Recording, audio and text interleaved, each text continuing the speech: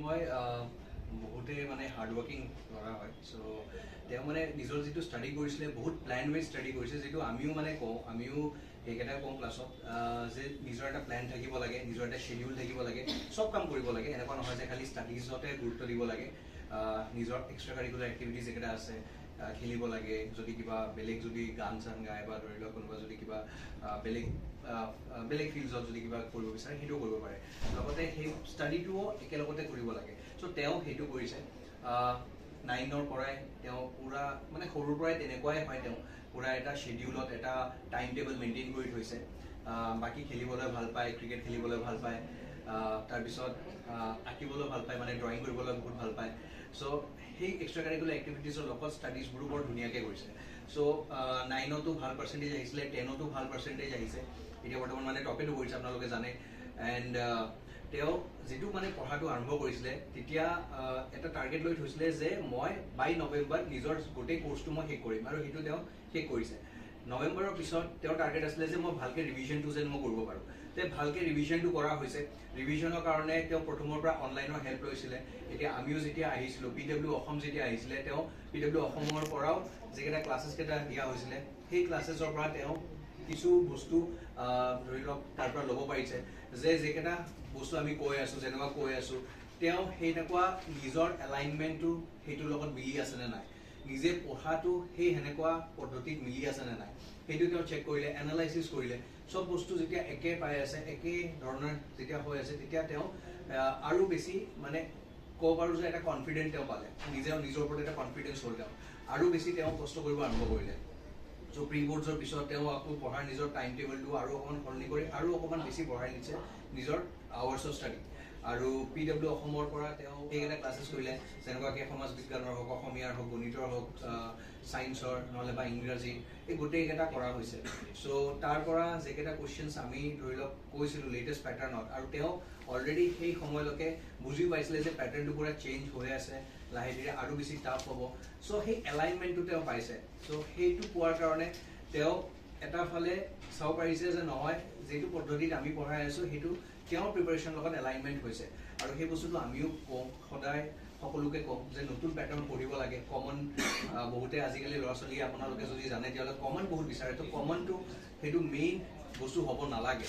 মানে আজিকালি কনচেপচুৱেল নলেজটো বেছি হয়। ইতিমধ্যে আমাৰ ৰেছপেক্টেড এডুকেশ্যন মিনিষ্টাৰো কৈছে যে আমি লাহে লাহে CBSE পেটাৰ্ণত যামগৈ। চ' CBSE পেটাৰ্ণ হৈছে কনচেপচুৱেল বেছ পেটাৰ্ণ। চ' কনচেপচুৱেল বেছ পেটাৰ্ণ সেইটো পঢ়াটো বেছি দৰকাৰী হয়। ইভেন জ্যোতিৰ্ময়ো সেইটোৱে কৰিছে, এইবাৰ সেইটোৱে কৰিছে, সেইটোৰ ওপৰত বেছি গুৰুত্ব দিছে। এণ্ড PW অসমৰ ফালৰ পৰা তেওঁক যিমানটো পাৰা গৈছিলে, আমি মানে তেওঁ বুলি নহয়, যিমান আমি অনলাইনত আছোঁ, যিমান ষ্টুডেণ্টছক আমি পাৰিছোঁ, সেই ছাপৰ্টটো আমি দিব চেষ্টা কৰিছোঁ যে লেটেষ্ট পেটাৰ্ণত কেনেকুৱাকৈ পঢ়িব লাগে।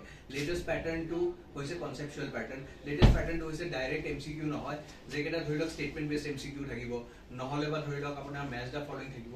চ' সেনেকুৱা বেছড MCQs কেইটা কেনেকৈ কৰিব পাৰে, বা লিখিবৰ কাৰণেও যেতিয়া হয় ৰিজন বেছ কুৱেশ্যনছ কেইটা বেছি সোধা হয়, বা এক্সাম্পল বেছ কুৱেশ্যন যিবিলাক আমি CBQ বুলি কওঁ।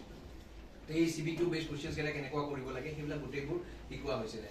এণ্ড তাৰ পৰা জ্যোতিৰ্ময় পঢ়িছিলে, চাইছিলে, আৰু তাৰ পৰা লাভৱান। কিন্তু নিজৰ ওপৰত বিশ্বাস আছিল যে স্থান নাপালেও এটা ভাল ফলাফল অৰ্থাৎ ভাল এটা পাৰ্চেণ্টেৰে নিশ্চয় এটা ভাল ফলাফল কৰিবলৈ সক্ষম হয়।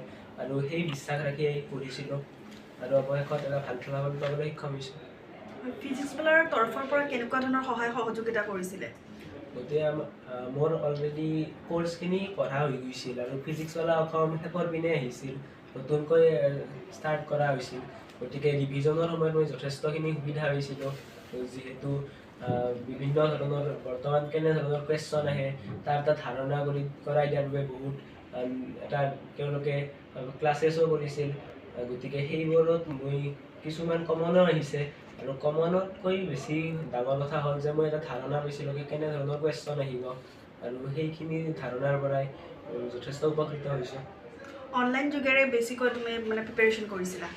অনলাইন মানে স্কুলত শিকোৱাখিনি সদায় মানে দৈনন্দিন কাম দৈনন্দিন কৰিছিলোঁ, আৰু অনলাইন মই মূলতঃ ৰিভিজনৰ বাবে ব্যৱহাৰ কৰিছিলোঁ। অনাগত দিনৰ লক্ষ্য কি তোমাৰ?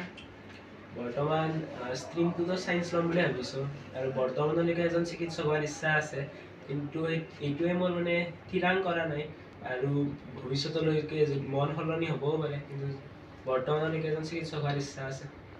শিক্ষক শিক্ষয়িত্ৰীৰ লগতে কিন্তু পিতৃ মাতৃৰো অশেষ অৱদান থাকে, কি ক'বা? এই- কি ক'ব? পিতৃ মাতৃৰো বহুত কষ্ট আছে তোমাৰ এই সক্ষম লাভ কৰাৰ পিছত, কি ক'বা? পিতৃ মাতৃলৈ কেনেকুৱা ধৰণৰ আগবঢ়াবা? পিতৃ মাতৃতো স্বয়ং ভগৱান স্বৰূপ, যিহেতু ভগৱানক আমি সঁচাকৈ দেখা নাই, কিন্তু পিতৃ মাতৃ আমাৰ দেখা পোৱা ভগৱানৰ নিচিনা। যি লাগে যি বিচাৰোঁ সকলোখিনি দিয়ে আৰু সদায় সহায় কৰিছে নিজৰ বিপদৰ সময়ত বা নিজে যিকোনো ধৰণৰ সমস্যা পালে সেইখিনি ফ্ৰীলি পিতৃ মাতৃৰ লগতেই শ্বেয়াৰ কৰিব পাৰি। গতিকে পিতৃ মাতৃয়ে সদায় সহায় কৰিছে মোৰ কষ্ট বুজি, মোৰ সমস্যাবোৰত কিদৰে মই এটা ভাল ফলাফল কৰিবলৈ সক্ষম হ'ম।